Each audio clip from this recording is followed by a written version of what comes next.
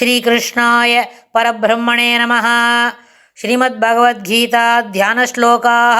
நமோஸ்து தே வியாசவிசாலபுத்தே புல்லாரவிந்தாயத பத்ரநேத்ர ஏன த்வயா பாரததைலபூர்ணः பிரஜ்வாலிதோ ஞானமயப்பிரதீபः பிரபன்னபாரிஜாதாய தோத்ரவேத்ரைகபாணயே ஞானமுத்ராய கிருஷ்ணாய கீதாமிருததுஹே நமः.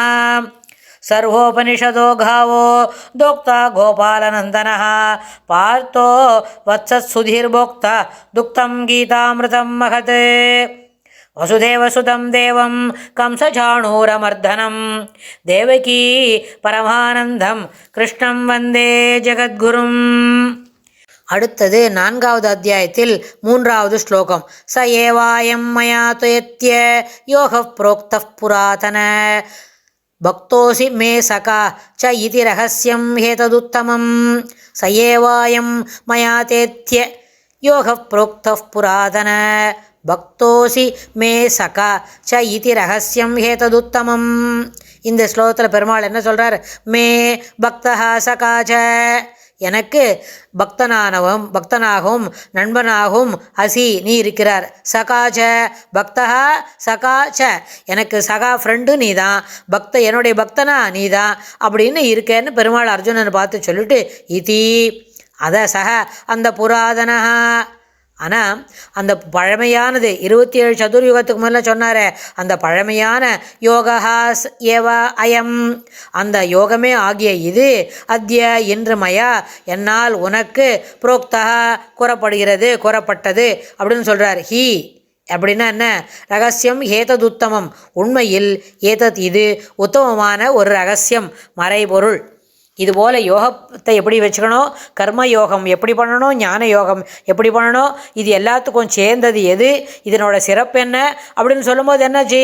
27 சதுர்யுகத்துக்கு முன்னாடி எப்பயோ சொன்னது தான், ஆனால் இது பழமையானது, புராதனமானது.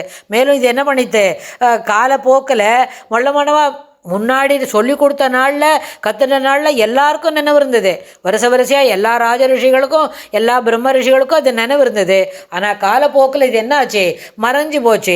ஆனால் அத்தகைய புராதனமானது, அத்தகைய பழமையானது, அதை நான் என்ன பண்ணேன்? மயாப்ரோக்தம், என்னால் உனக்கு கூறப்பட்டது, என்னால் உனக்கு கூறப்படுகிறது. இப்போ சொல்லிட்டு இருக்கார் இல்லையா, கூறப்பட்டது. உண்மையில் ஏதத் இந்த உத்தமமானது என்ன சிறப்பான மறைபொருளாகும், ரகசியம். இதை என்ன பண்ணணும்? வழியாக சொல்லி சிறப்புப்படுத்தணும் அப்படின்னு சொல்கிறார். அதாவது ரகசியம் அப்படின்னு சொன்னால் என்ன? ரொம்ப முக்கியமானது, ரொம்ப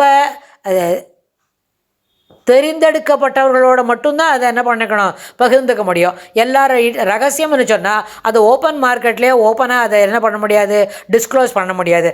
ரகசியம்னு சொன்னால் குஹ்யம் அப்படின்னா ரகசியமாக தான் அதை வச்சுக்கணும்.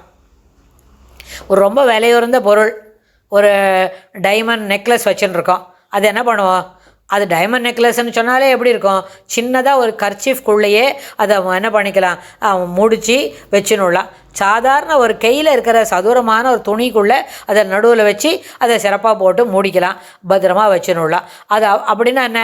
ரொம்ப பத்திரமாக வச்சுக்க முடியும்னு சொன்னால், ஒரு விலை உயர்ந்த பொருள் ரகசியத்தில் வைத்து காப்பது போல அது உடனே என்ன பண்ணுவோம்? அது அப்படி மூட்டை கட்டிட்டா நம்ம தினம் டேபிளில் இப்போ புஸ்தகம், பேனா, பென்சில், தண்ணி குடிக்கிற பாத்திரம் அதெல்லாம் வச்சுக்கிறோமே, அதுலேயே வச்சுடுவோம். அதை நிச்சயமாக வைக்க மாட்டோம். அது என்ன பண்ணுவோம்? இன்னும் கொஞ்சம் பத்திரமாக போட்டு லாக்கரில், பீரோ லாக்கரில் கொண்டு வச்சுடுவோம். அது மாதிரி ரகசியமாக இருக்கிறவன்னு சொன்னால், ஒரு விலையுயர்ந்த பொருளை, ஒரு மாணிக்கம், முத்து அப்படின்னு சொன்னால் அதெல்லாம் ஒரு பத்திரமான இடத்துல வைக்கிற மாதிரி இதுபோல் சிறப்பான செய்திகள், புராதனமானது, பழமையானது, அதையும் தக்கவர்களிடமே கொடுப்பது சிறப்பானது. அதுபோல் இந்த உயர்ந்த வித்தையும் ஜாக்கிரதையுடன் காப்பாற்றி தக்கவர்களிடமே கொடுக்க தகுந்தது என்பது கருத்து. யாருக்கானும் சொல்ல முடியாது. யாருக்கு கொடுக்குறோமோ அவள்கிட்ட தான் என்ன பண்ணணும்? அதை பத்திரமாக கொடுத்து காப்பாற்றிக்கணும். இந்த ரகசியங்களை வழியாக பரம்பரையாகத்தான் சொல்லி கொடுக்க வேண்டும் அப்படின்னு சொல்லி பெருமாள் இந்த ஸ்லோகத்தை சொல்கிறார். அடுத்த ஸ்லோகத்தில் இன்னும் என்ன சொல்லி கொடுக்குறாருன்னு நம்ம பார்க்கலாம். ஸ்ரீகிருஷ்ணாய துப்யம் நமஹ.